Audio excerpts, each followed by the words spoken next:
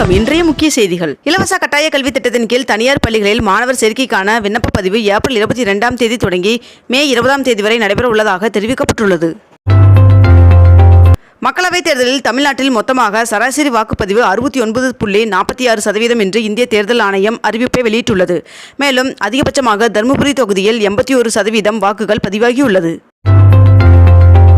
சென்னையில் இன்று 22 கேரட் ஆபண தங்கத்தின் விலை சவரனுக்கு 80 ரூபாய் குறைந்து ஒரு சவரன் 55,080 ரூபாய்க்கு விற்பனையாகிறது. அதேபோல் ஒரு கிராம் வெள்ளியின் விலை 90 ரூபாய்க்கு விற்பனை செய்யப்பட்டு வருகிறது. தஞ்சை பெரிய கோவில் சித்திரை திருவிழா தேரோட்டம் இன்று கோலாகலமாக நடைபெற்றது.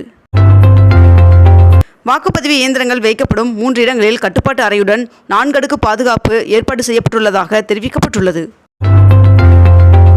வாக்களிப்பதற்காக சொந்த ஊர்களுக்கு சென்றவர்கள் மீண்டும் ஊர் திரும்பும் வகையில் அரசு போக்குவரத்து கழகம் சார்பில் சிறப்பு பேருந்துகள் ஏற்பாடு செய்யப்பட்டுள்ளதாக தெரிவிக்கப்பட்டுள்ளது. மின் கட்டணத்தை குறைப்பதே இலங்கையின் மின்சாரத்துறையின் மறுசீரமைப்பது தொடர்பான புது வர்த்தமானியின் நோக்கம் என இலங்கையின் மின்சக்தி மற்றும் எரிசக்தி அமைச்சர் தெரிவித்துள்ளார்.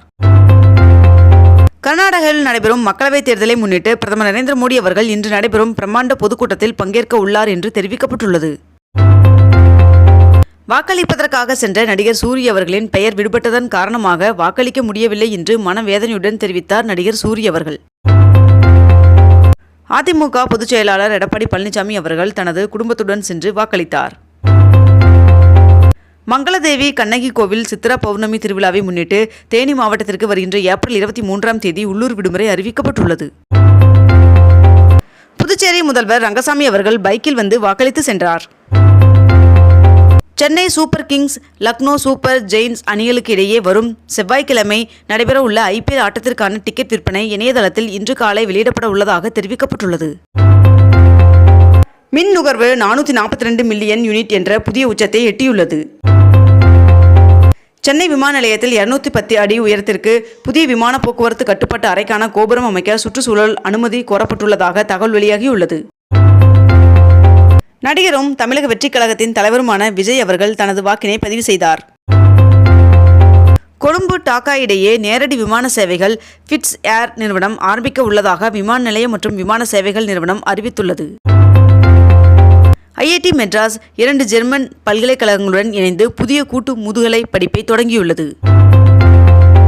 ராக்கெட்டில் உந்து விசையை வழங்கும் நாசில் கருவியை குறைந்த எடையில் உருவாக்கி இஸ்ரோ சாதனை படைத்துள்ளது.